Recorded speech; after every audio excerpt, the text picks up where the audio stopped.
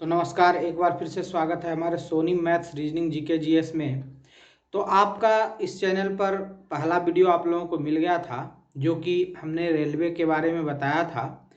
तो उसी का दूसरा वीडियो मैं लेकर के आया हुआ हूँ आपके सामने। पिछला वीडियो में मैंने आपको ये बताया था कि भारत की सबसे मजबूत पूंजी या फिर भारत का सबसे महंगा पूंजी या फिर कह सकते हैं भारत में इनकम होने वाला सबसे बड़ा स्रोत जो है वो रेलवे ही है। ये मैंने आपको लास्ट वीडियो तक में कवर किया था। इस वीडियो में मैं उसके आगे कवर करने वाला हूँ। चलिए वीडियो में बने रहिए। यदि आप चैनल पर नए हैं तो चैनल को सब्सक्राइब करके बेल आइकन जरूर दबा लीजिए, क्योंकि मैं इसी प्रकार से आप लोगों के लिए वीडियो लेकर के आते रहता हूँ। और हाँ, थोड़ा सा सपोर्ट की ज़रूरत है आप लोगों का, क्योंकि इसके पहले मेरा सोनी टेक एंड वीडियो का चैनल था और उस पर बेवजह यूट्यूब ने जो है कि क्लेम लगा करके उसे डिलीट कर दिया। कुछ भी उस पर नहीं था, एजुकेशनल वीडियो पे कोई क्लेम नहीं होना चाहिए, लेकिन उसे डिलीट कर दिया। तो मैंने दूसरा चैनल क्रिएट किया जिसका नाम है Soni maths reasoning GK GS. मैं इसमें चार ही चीज़ आपको बताऊंगा, maths reasoning GK GS. Maths का सीरीज आपको चल रहा है, आपको पता है। प्लेलिस्ट आपको मैं दे दूंगा आई बटन में, आप वहाँ से देख सकते हो। चलिए अब वीडियो को मैं आगे बढ़ाता हूँ बकवास किए बिना। तो अब बात करते हैं कि रेलवे बोर्ड की जो स्थापना हुई थी वो 1905 ईस्वी में हुई थी। रेलवे बोर्ड की स्थापना कब हुई थी? 1905 में। इंपॉर्टेंट सब क्वेश्चन कर रहे हैं, एकदम आपके एग्जाम में आने वाला। ठीक है, चलिए नेक्स्ट। लॉर्ड कर्जन के समय में हुई थी। 1905 के रीजन में लॉर्ड कर्जन के समय था। कौन किसका समय था? Lord Curzon. तो अब दूसरा क्वेश्चन ये भी हो जाएगा कि रेलवे बोर्ड की स्थापना किसके जो है किस कार्यकाल में हुआ था? तो आप कह सकते हैं लॉर्ड कर्जन के समय में। किसमें कह सकते हैं? लॉर्ड कर्जन के समय में। भारतीय रेल का राष्ट्रीयकरण 1950 ईस्वी में हुआ था। कब हुआ था? 1950 ईस्वी में भारतीय रेल का राष्ट्रीयकरण। राष्ट्रीयकरण मतलब समझ सकते हैं, देशीकरण। ठीक है ना? तो ये जो है 1950 ईस्वी में हुआ था। देश में पहली मेट्रो ट्रेन 24 अक्टूबर 1984 ईस्वी को चला था। पहले मैंने बात किया था रेल की, फिर बात किया था विद्युतीय रेल की, और अब बात कर रहे हैं आपको मेट्रो ट्रेन की। रिमाइंड कर दें तो 16 अप्रैल 1853 को मैंने किया था रेल वाला। उसके बाद आपका जो है कि फरवरी में आपको बताया था मैंने पिछले वीडियो में कि जो है कि हुआ था हम लोगों का 3 फरवरी 1925 को मैंने बताया था कि आपका हुआ था जो है कि इलेक्ट्रिक ट्रेन की जो है कि शुरुआत। और अब मैंने बताया आपको मेट्रो ट्रेन, जो कि 24 अक्टूबर 1984। ये 3 क्वेश्चन आप लोगों को हमेशा का हमेशा याद रखना है। उसके बाद ये चला था कलकत्ता में दमदम से टॉलीगंज तक। कहाँ पे चला था? कलकत्ता में चला था, और दमदम से चला था टॉलीगंज तक। याद रखना है, दमदम से लेकर के टॉलीगंज तक चला था।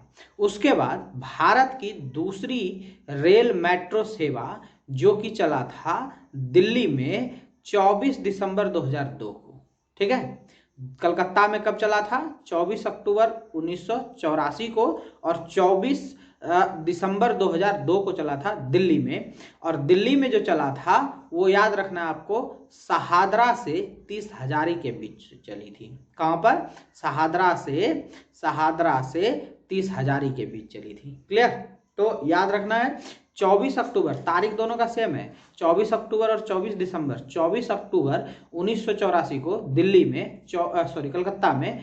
24 अक्टूबर 1984 को कलकत्ता में, और 24 दिसंबर 2002 को शहादरा में। ठीक है, तो ये दोनों चीज़ आपको याद रखना है, बहुत इंपॉर्टेंट है।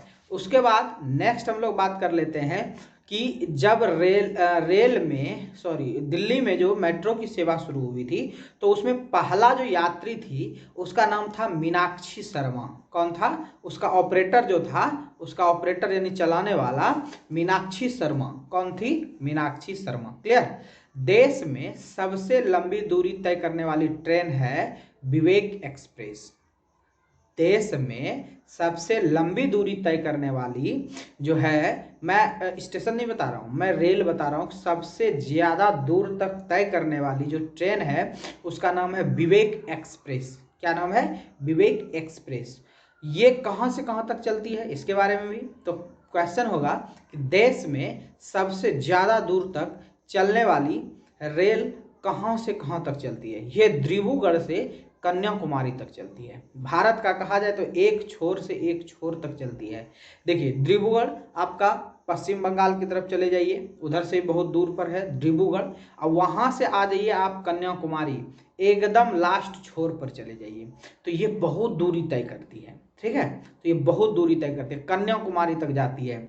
आपको पता है कन्याकुमारी जो है तो वो वहाँ तक जाती है। ठीक है, ये बहुत ही ज़्यादा दूर तक आप भारत के मैप में देखते होंगे कन्याकुमारी, तो वहाँ तक, और बंगाल आप देख लीजिए कहाँ पर है, वहाँ से लेकर के वहाँ तक की दूरी समझ लीजिए कि भारत का लगभग सबसे ज़्यादा दूरी वो तय करती है। तो उसका नाम क्या है? विवेक एक्सप्रेस। क्या नाम है? विवेक एक्सप्रेस, जिसकी दूरी जो है वो 4286 किलोमीटर है। कितनी दूरी है भैया? 4286 किलोमीटर। अब प्रश्न यहाँ पर 3-3 आ गया। सबसे लंबी दूरी तय करने वाली ट्रेन विवेक एक्सप्रेस। विवेक एक्सप्रेस कितनी दूरी तय करती है? तो 4286। अब यहाँ से ये भी तो याद हो जाएगी कि डिब्रूगढ़ से कन्याकुमारी की दूरी कितनी है? 4286। समझ में आ गया? तो क्वेश्चन किसी भी प्रकार से आए तो आपको याद रखना है सबसे लंबी दूरी तय करने वाली ट्रेन विवेक एक्सप्रेस, और फिर कहाँ से कहाँ तक? तो डिब्रूगढ़ से कन्याकुमारी तक, और डिब्रूगढ़ से कन्याकुमारी तक की जो दूरी है वो 4286 है। समझ में आ रहा है? तो रेलवे बजट को आम बजट से अलग 1924-25 में किया गया था। ठीक है, कब हुआ था? 1924-25 में रेलवे को आम बजट से, मतलब कि एक होता है ना कि साधारण बजट जो देश में आ रही है इनकम, तो उससे अलग किया गया था इसे 1924-25 में। कब किया गया था? 1924-25 में। ठीक है, उसके बाद ये जो है आकवर्थ समिति के सिफारिश पर की गई थी। 2 प्रश्न हो गया। रेलवे को आम बजट से कब अलग किया गया? 1924-25 ईस्वी में। रेलवे को आम बजट से अलग किसके सिफारिश पर किया गया? तो आकवर्थ समिति के, एक समिति हुआ करता था जिसकी समिति के मदद से इसे जो है कि अलग किया गया। क्लियर? अगला बात हम लोग कर लेते हैं कि प्रथम रेल बजट को जॉन मथाई ने पेश किया था। बजट होता है ना, जैसे कि बजट क्या हुआ, मान लो कि किसी के घर में 10 रुपया का आमदनी हो रहा है, वो उससे जो है कि उपयोग करता है, और उपयोग करने के बाद जो है कि उसको 20 रुपया लाभ हो रहा है, और उसमें इन्वेस्टमेंट करके वो 15 रुपया खर्च कर रहे हैं। तो जो भी बजट हो रहा है ना, मतलब तो उस बजट को जो है बताया जाता है किसी के सामने, तो रेलवे बजट को देश के सामने जो है बताई जाती है, तो वो चीज़ें होती है। तो उसको जो है सर्वप्रथम जॉन मथाई ने, आपको पूछे पहला रेल बजट किसने पारित किया था, तो आपको बताया जाएगा कि जो है जॉन मथाई के द्वारा। किसके द्वारा? जॉन मथाई के द्वारा। भारत का सबसे लंबा प्लेटफॉर्म, ठीक है, भारत का सबसे लंबा प्लेटफॉर्म कहाँ है, ये बात किस राज्य में? ठीक है, तो उत्तर प्रदेश में। कहाँ है? उत्तर प्रदेश में। और उस प्लेटफॉर्म का नाम है गोरखपुर। क्या नाम है? गोरखपुर। क्या नाम है? याद रखना है।